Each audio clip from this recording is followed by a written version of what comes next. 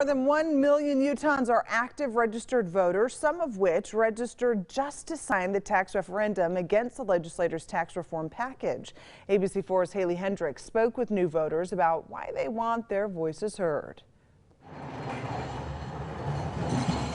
Roughly 3 million people live in Utah, and as of Tuesday, nearly half of that number are active registered voters. Since December 23rd, more than 15,000 people have registered to vote, and Salt Lake County alone saw 5,000 new voters in the last month, which the county clerk's office says is a significant bump.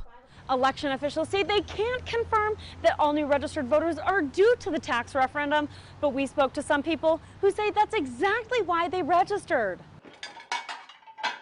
Loading her dishwasher, Heidi Nitsuma has her hands full as a mother of two, and the idea of registering to vote is not something she's ever cared to participate in.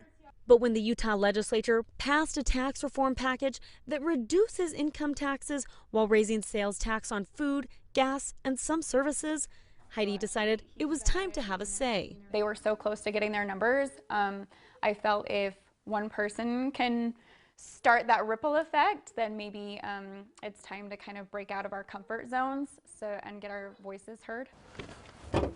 Checking the oil in a car, Corey Patterson is a small business owner and says this tax would increase his cost of doing business, and that's not something he wants to do. We're in the service industry, and that's one of the things that's going to be taxed. So, I mean, our business is down in Salem, and so I'm going to have to look at the people of Salem and say, hey, I know you don't like paying much, but now we're going to have to because the state's saying, hey, time to tax services more. Corey says he registered to vote at an earlier time, but signing is just as important to him as it is to a new voter. ABC4 News reached out to Fred Cox, a sponsor of the tax referendum, and he says there were a lot of people who registered just to sign. However, it was not the focus of the project. Reporting in Provo, Haley Hendricks, ABC4 News. Thank you, Haley. Well, right now, the Lieutenant Governor's office says it's verified nearly 67,000 tax referendum signatures, but roughly 116,000 are necessary to make it onto the ballot.